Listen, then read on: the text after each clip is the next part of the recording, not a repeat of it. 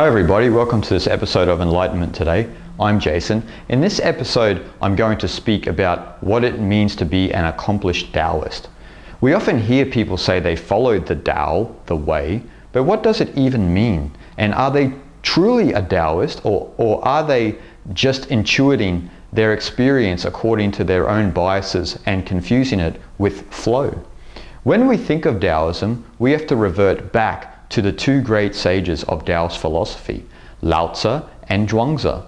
The core of Taoism, which came from both Lao-tzu and Zhuangzi, is that Taoism is a way of life that is focused on having healthy and sane people who are then capable of understanding and aligning with the spiritual core and order of the universe, the Tao. This in turn creates a healthy and sane world.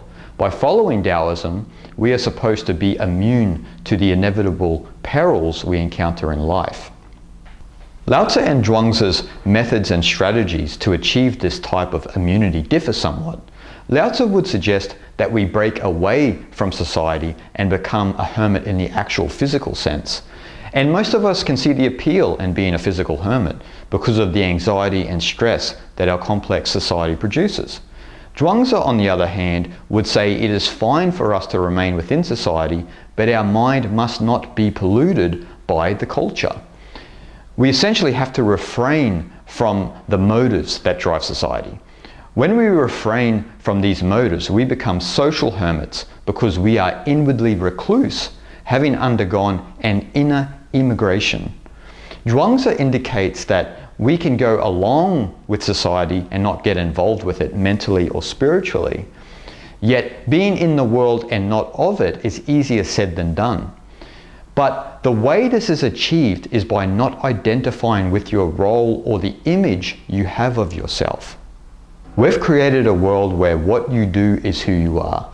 This was also rife back in the days of Confucius, because Confucius believed enacting social roles would lead to sincere and virtuous people.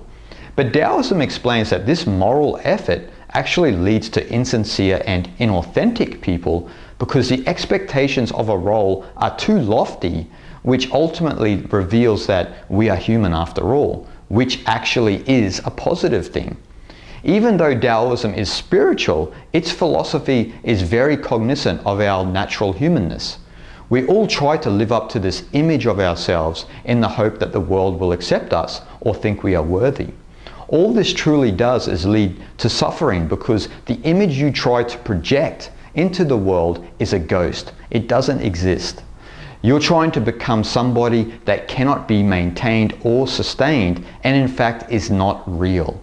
And holding this image up of yourself and enacting a social role goes deep because the person we believe we are is still a role, still a mask we have accumulated and tried to create over time. It is this sense of an isolated ego that needs to define itself in the world to appear special. As a result, our personality associates with social roles and labeling to define its character, giving us the illusion that we belong and are somehow special. We think this is a surefire way to happiness and contentment, but find ourselves trapped in a psychological cul-de-sac full of anxiety, stress, depression, and ultimately a lack of fulfillment. Many philosophies in the East explain this problem, and they urge us to turn around and go in the opposite direction. An accomplished Taoist doesn't identify with any role, but instead they make a return to the zero perspective. And this zero perspective is the same in essence among many of the great Eastern traditions, but it does appear different in theory. The zero perspective is the absence of self, the absence of ego, the ground of our being. We can only be sane and healthy when we reside in this zero perspective, where everything else depends on it, like an empty center where the hub around revolves endlessly. We are insane and live in an insane world when we believe we are the hub and other components of a wheel and not the center. This means we invest wholeheartedly in a social role and the ego that drives it. In Taoism, sanity and health are essentially immunological. What I mean by this is that Taoism developed methods and strategies to remain unharmed by the world. Its central focus is on how we can remain unharmed in the midst of danger and not allow the hostile elements of the world to enter our consciousness. We allow them to enter our consciousness when we believe we are these social roles that need to be defended. As a result, we suffer all kinds of socially inflicted injuries that come along with internalizing an imposed identity that we mistakenly believe we are. These injuries we all know too well, and they range from anxiety, stress, emotional afflictions, and also conceited and hypocritical forms of behavior. The question is, how do we counter these internalized afflictions? The Taoist method for achieving immunity from all these problems is the ability to dissociate and distance ourselves from our social roles. The absence of our personal investment in our social roles and the image we have of ourselves produces emotional immunity from worldly afflictions. This emotional immunity frees the heart-mind from all the stress and anxiety these afflictions produce. The heart-mind is known as Xin in Chinese, and when our heart-mind is psychosomatically immune, resulting from emptying itself, we begin to evoke De, a Chinese word meaning power, virtue, and it can even be thought of as charismatic power. So the powerful virtue of De is not something you can induce. It is produced through the dissociation and distancing to oneself. Hence, De should be thought of as the virtue of the non-virtuous, or the virtue beyond virtue, because it is evoked when someone is not trying to be virtuous, but really is. So if you have De, then you are healthy and sane. Essentially, you are an accomplished Taoist.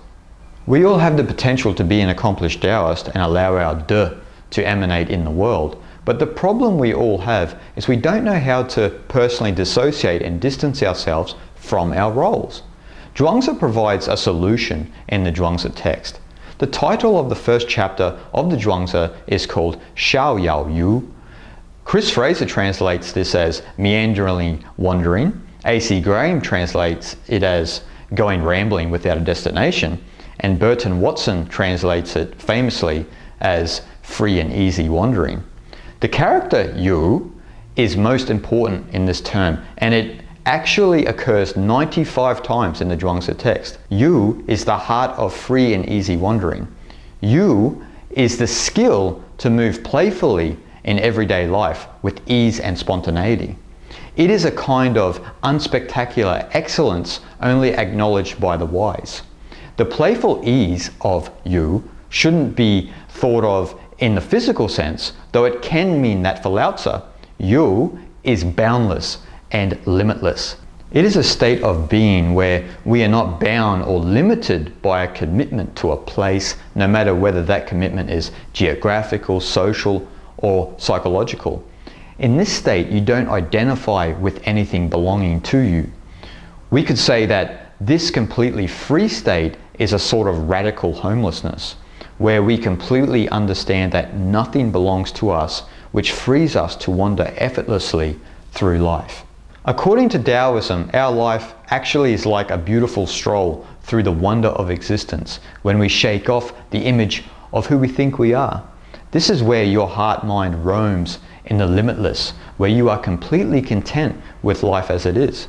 This free and easy wandering of the heart-mind helps us avoid the internalization of our roles. We can enact the role, but there is a healthy distance and dissociation with it. The role and image of who we think of as oneself does not stick in our mind. Professor Hans-Georg Moeller and Professor Paul J. D'Ambrosio call this type of accomplished Taoist a genuine pretender, because a genuine pretender develops an impersonal attitude towards the task they face and the roles they play.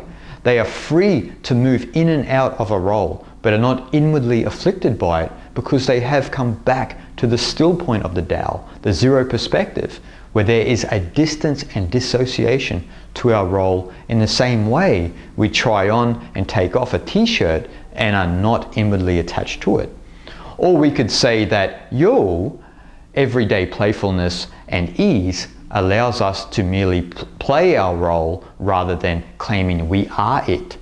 As a result, a Taoist virtuoso is free from strong, disruptive emotions, no matter whether they are pleasant or unpleasant emotions. This doesn't mean a Taoist virtuoso is utterly emotionless, insensitive, narcissistically self-centered, with a lack of empathy, which are all the classic traits of a psychopath. It is quite the opposite, as an accomplished Taoist remains healthy and sane no matter whether they are happy or sad, which means they don't overly identify with their emotions. As Mola and D'Ambrosio explain, immunity to emotional afflictions does not mean being immune to feelings altogether, but being immune to getting hurt by what one feels. Misfortune can come into our lives, and instead of crying and whining, "Why me? Why me?"